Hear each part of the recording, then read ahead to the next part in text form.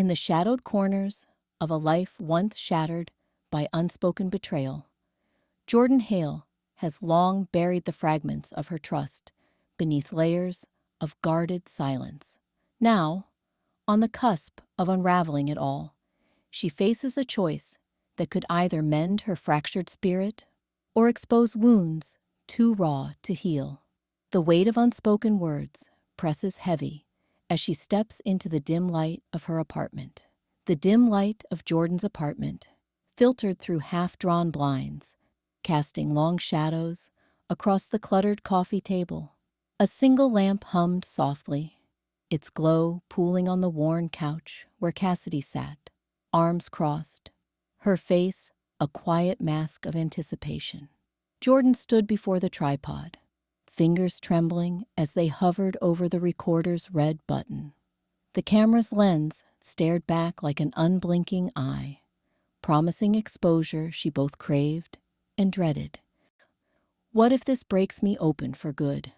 The thought clawed at her chest, a numb weight she'd carried for months, silencing the ache of Elliot's lies. She pressed record.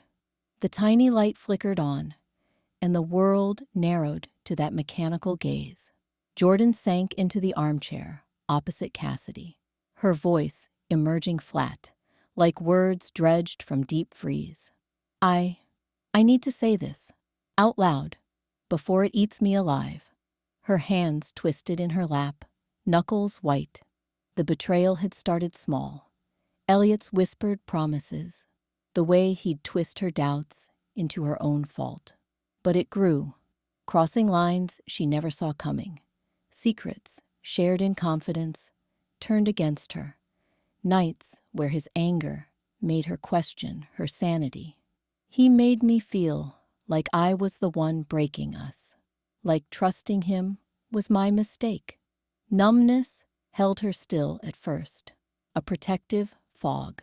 She could almost feel it now, that shutdown after the final blow.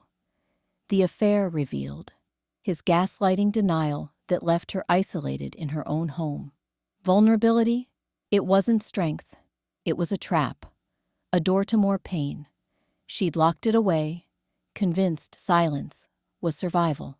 Cassidy shifted slightly, her eyes reflecting Jordan's words like a mirror, but she stayed silent, giving space. Jordan's breath hitched, a crack in the ice. As the confession spilled, details of the manipulations, the way he'd isolated her from friends, the raw sting of realizing she'd lost herself. She felt a spark, not fire, but cautious energy, like blood returning to frozen limbs.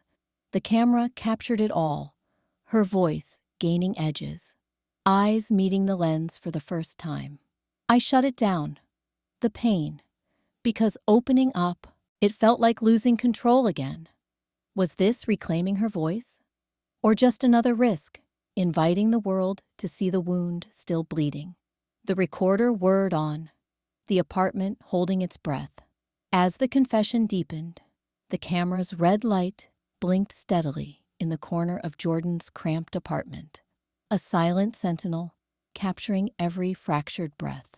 Cassidy perched on the edge of the worn couch, her fists clenched in her lap, eyes blazing like embers in the dim lamplight. Jordan sat across from her, knees drawn up, staring at the floor, as if the threadbare rug holds the answers she's buried for months. The air hangs thick, laced with the faint scent of stale coffee and unspoken rage. Why, Jordan? Cassidy's voice cracked the silence, low and fierce, her body leaning forward as if to bridge the chasm between them. All this time, months of you shutting down, pretending everything's fine, he manipulated you, crossed every line you ever drew, and you just swallowed it? Why didn't you tell me? Tell anyone?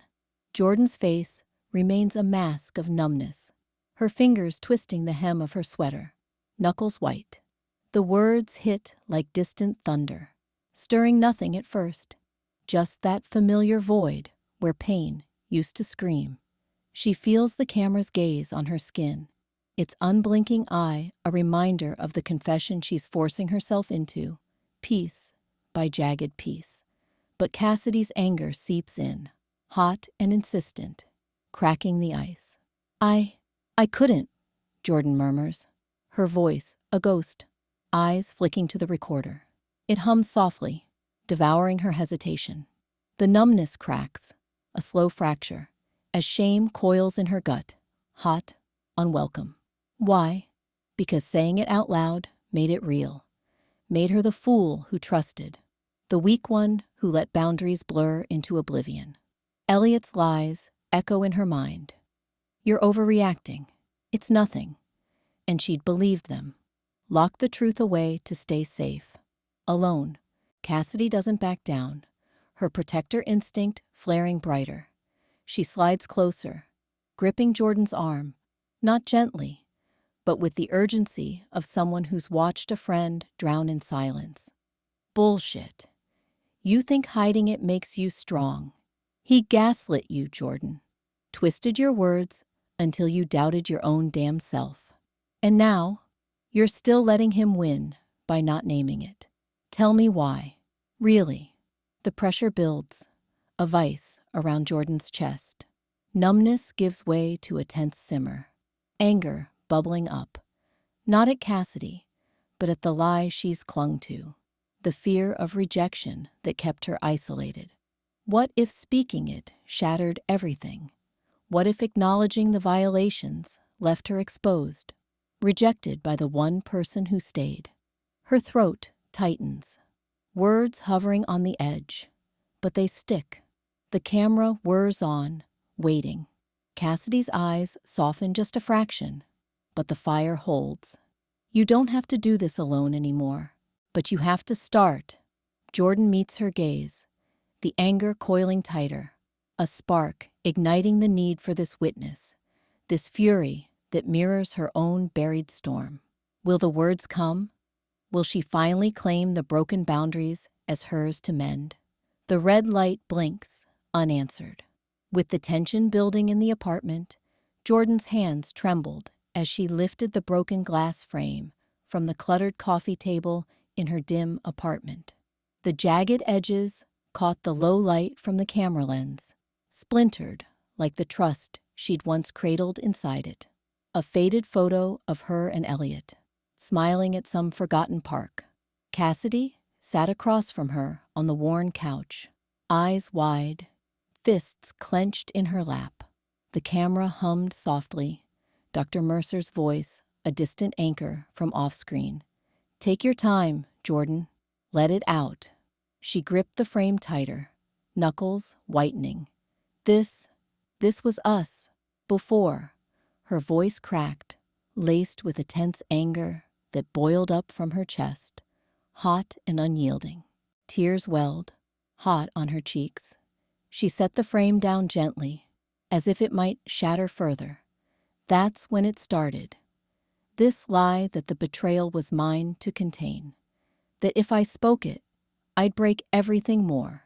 Cassidy reached out, her hand steady on Jordan's knee, not pulling away, but holding space. The camera captured it all, the fractured photo, the silent witnesses, turning memory into undeniable fact.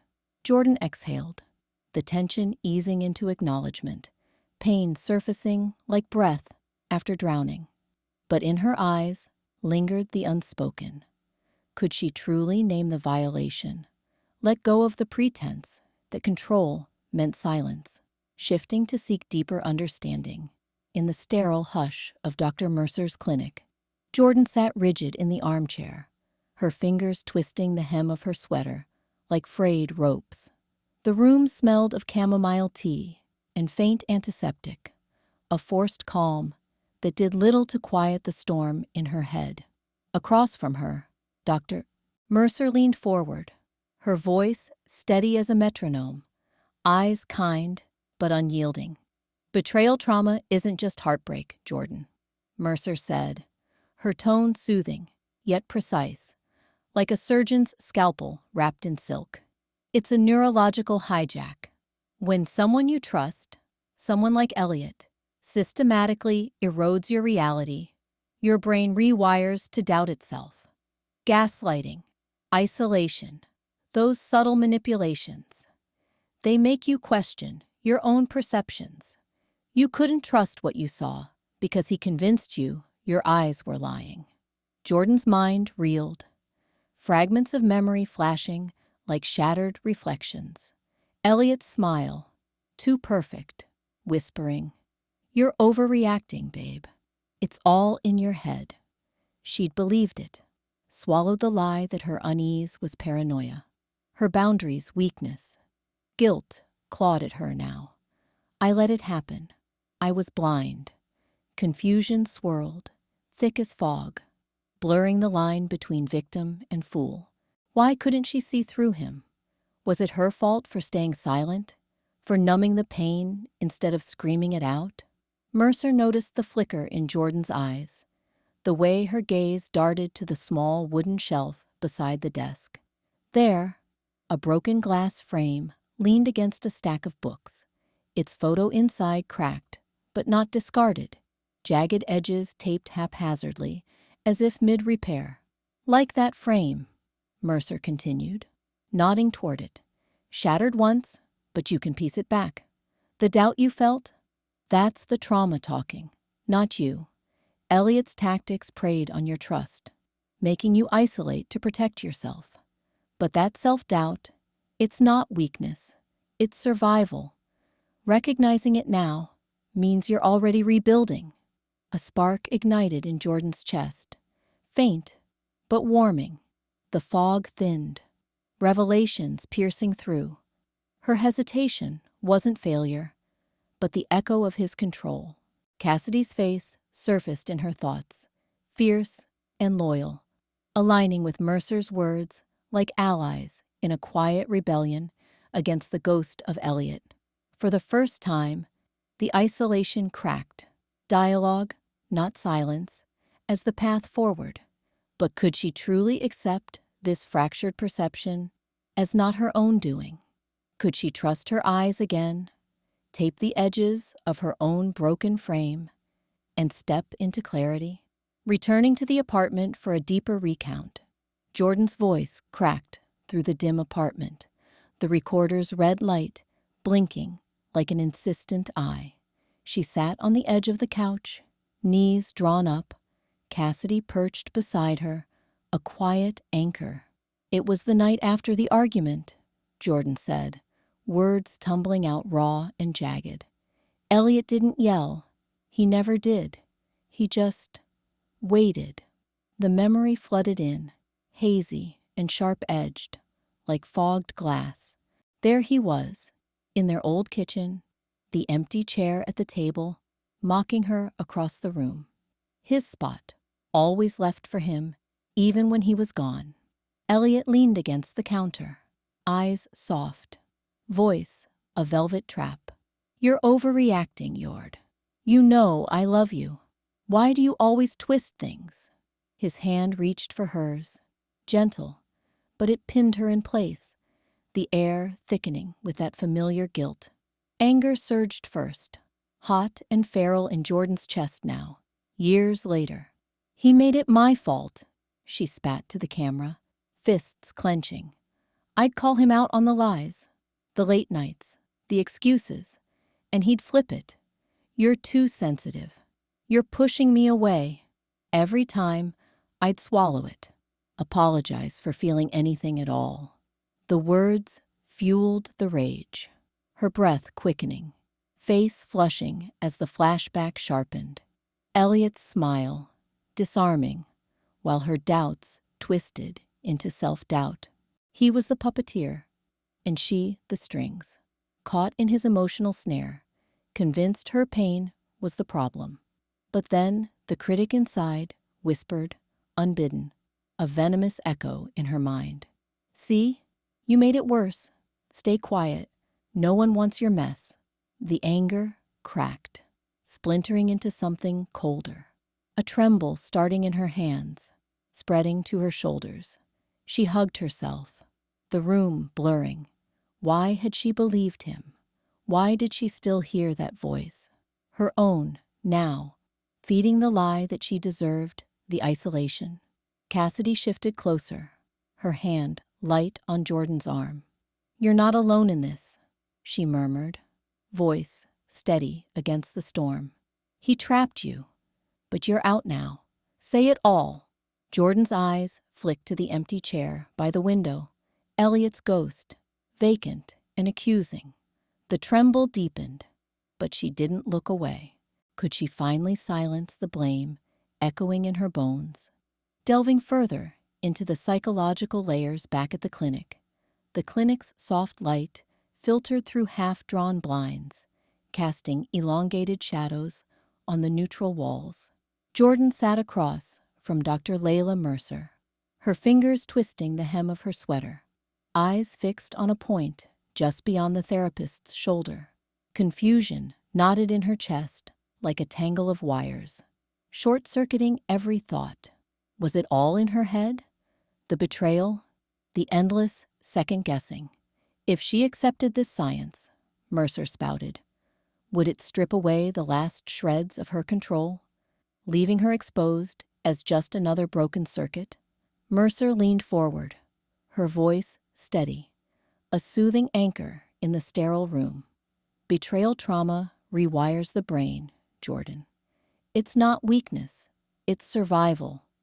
When trust shatters, like neural pathways fracturing under pressure, your mind floods with doubt to protect you.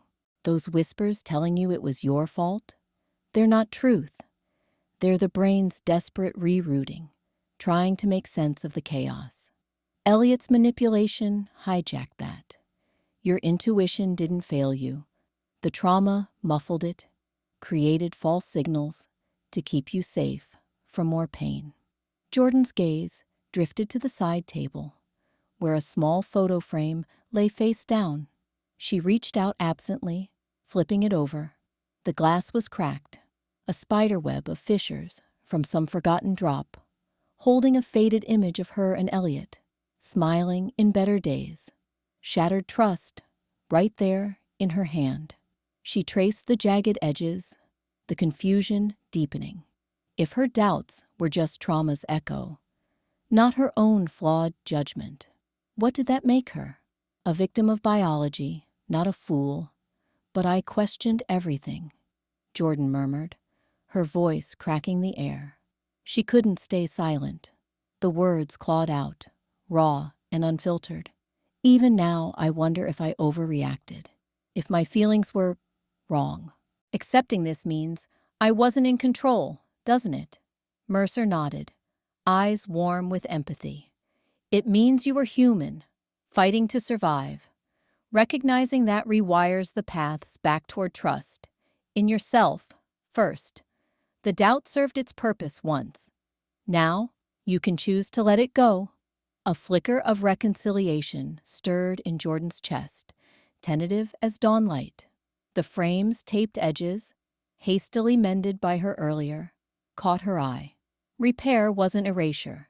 It was acknowledgement.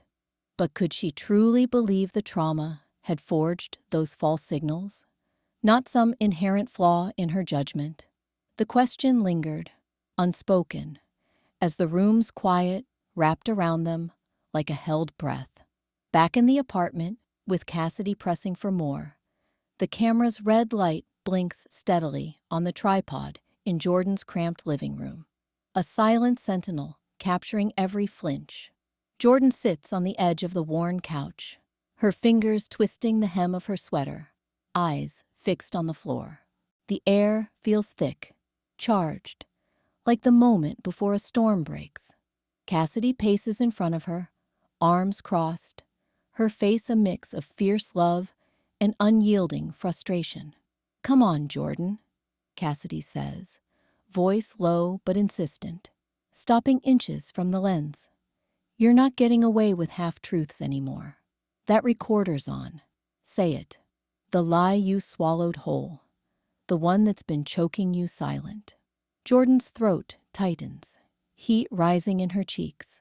Fear coils in her gut, sharp and familiar, whispering that words like these will shatter her. expose the raw edges she's bandaged with numbness. Cass, I can't just. No. Cassidy kneels, grabbing Jordan's hands, forcing eye contact. You can, and you will, because this silence, it's not protecting you. It's letting that bastard's poison fester inside. What did you believe about yourself? Spell it out. For the camera. For you. Jordan's breath hitches, embarrassment flooding her. The vulnerability feels like stripping bare in a spotlight. But Cassidy's grip is steady, a lifeline pulling her toward the edge. The choice hangs there. Retreat into the numb void or step into the fire. She glances at the recorder, its unblinking eye a mirror to her hidden fractures. No softening this, no more hiding. I believed I was weak, Jordan whispers at first, voice trembling, then louder, pushing through the shame. That I deserved it because I let him in. That trusting anyone, even myself, means I'm just breakable, stupid for not seeing the lies. And if I speak it, if I admit the pain he carved into me, it'll swallow me whole.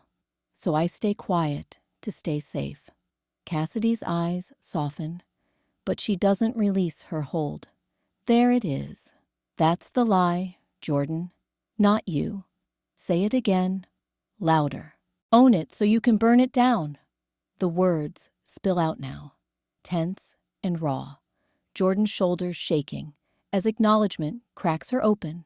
The camera catches it all, the tear tracing her cheek, the shift from fear to something fiercer. But as the confession echoes, a shadow lingers. Will naming the poison free her, or just invite it back? As the naming deepened the emotional layers, Jordan's voice trembled in the dim glow of her apartment. The camera's red light blinking like a relentless eye on the tripod beside the empty chair. She sat cross-legged on the worn rug, knees drawn up as if to shield her core. The shattered glass frame from earlier propped nearby, a jagged reminder of boundaries once whole. Cassidy perched on the edge of the couch, her face a mask of quiet solidarity, hands clasped to keep from reaching out too soon. I tried to drown it out, Jordan began, her words scraping against the silence. The confession felt like exhaling smoke from lungs long starved of air. The fear, after Elliot's lies started piling up, that knot in my gut, the one screaming that something was wrong. I just pushed it down, told myself it was nothing. Work harder, smile wider, pretend the cracks weren't there. Her fingers twisted the hem of her shirt, knuckles whitening, emptiness clawed at her chest. That numb void where emotions used to live, a hollow echo of months spent numbing the ache. It had kept her safe, hadn't it? Or so she'd lied to herself. But now, staring into the lens, the truth bubbled up unbidden. Every time I swallowed it, I lost a piece of me. The fear wasn't the enemy. Silencing it was. I thought control meant locking it away, but it just severed me from my own damn instincts. A tear traced her cheek, hot and uninvited, and she didn't wipe it away. The camera captured it all, the quiver in her lip, the way her breath hitched. Cassidy's eyes softened, nodding faintly, her presence a steady anchor in the room's fragile tension. Jordan leaned forward, voice gaining a raw edge. I was so afraid of feeling it fully, of admitting I let him in too deep. What if owning that fear means I can't hold the pieces together anymore? The question hung, unspoken, yet electric, as the red light pulsed on. For the first time, the emptiness cracked, letting in a flicker of clarity. Her feelings, not foes, but guides she'd starved. Could she let them speak now, before the void swallowed her whole? Building toward resolution, the camera's red light blinks like a heartbeat, unblinking, in the dim glow of Jordan's apartment. She sits cross-legged on the worn couch, the recorder propped on a tripod before her, capturing every flicker in her eyes. Her hands tremble in her lap, fingers twisting the hem of her sweater. Doubt coils in her chest. Can she say it? Out loud, where it can't be unsaid. The words stick, heavy as the silence that's kept her safe for so long. But the tape rolls on, demanding she witness herself. No more hiding. I've been thinking about boundaries, she starts, voice cracking like thin ice. Her gaze darts to the empty chair across from her, Elliot's ghost lingering in its vacancy. The betrayal echoes there, his lies, the way he twisted her trust until it shattered. She swallows, throat tight. Part of her wants to stop, to minimize it all, to lower the walls just enough to feel normal again. But no, that's the old lie, the one that trapped her. Choice presses in. Speak or stay numb. She reaches beside her, fingers closing around the broken glass frame. It's the one from her nightstand, the photo inside long gone, shards taped crudely with silver duct tape, jagged edges held together, not whole, but no longer cutting. She holds it up to the lens, the light catching the makeshift mend, glinting like fragile hope. This was us, or what I thought was us. He broke it, broke me, by making me doubt every word I said. But I'm done letting that define the frame. Her breath steadies, doubt ebbing as resolve hardens her jaw. My new boundary. I choose people who listen, who hear me without rewriting my story. No more silence to protect the wrong ones. I promise myself that. The words flow now, fierce and clear, her eyes locking on the camera, as if staring down the fear itself. Cassidy's voice, from off-screen murmurs, encouragement, a soft anchor. You've got this, Jordan, reminding her she's not alone in this witnessing. She sets the frame down gently, taped edges facing the light. It's repaired, but will it hold? The question hangs, unspoken, in the air between her and the lens. A turning point, her autonomy claimed. Yet the fragility lingers. The red light blinks on.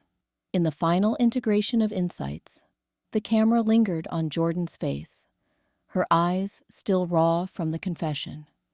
The room's warm light casting soft shadows across the cluttered coffee table. She sat hunched on the edge of the couch, fingers twisting the hem of her sweater, the weight of her words hanging like smoke. Tense wariness etched her features, every muscle coiled, as if one wrong breath might shatter the fragile progress. Cassidy leaned forward from the armchair, her gaze fierce yet tender, the recorder between them a silent sentinel. Jordan, that was brave. You named it. The lie, the silence. But say it again, for you. Confirm your voice isn't breaking now. Her words cut through the quiet, a demand wrapped in affirmation, pushing against Jordan's lingering doubt. Cassidy's hand reached out, not touching, but bridging the space, her own eyes glistening with the shared ache. Dr. Mercer, seated across in the clinic's corner, now feeling more like an extension of Jordan's apartment than a sterile office, nodded slowly, her voice a soothing anchor. This is the turning point, Jordan. Next steps. Start small. Journal your boundaries daily. What feels safe, what doesn't. Surround yourself with witnesses like Cassidy, people who honor your truth without judgment. Therapy isn't linear. It's rebuilding, piece by piece. Trust forms when you practice it in doses with those who prove worthy. Jordan's breath hitched, internal storm raging behind her eyes. Could she? The doubt clawed, images of Elliot's betrayal flickering like ghosts, whispering she'd always be the fool.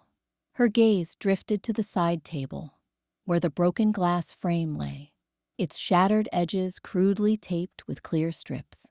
The photo inside, a faded snapshot of happier days, now a mosaic held together by her own hands. She traced the jagged lines with a fingertip, the cool tape a reminder. Repair wasn't erasure, just the start.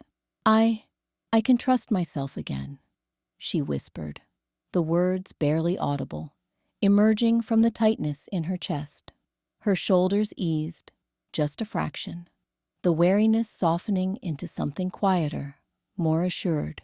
Cassidy's smile broke wide, affirming, while Dr.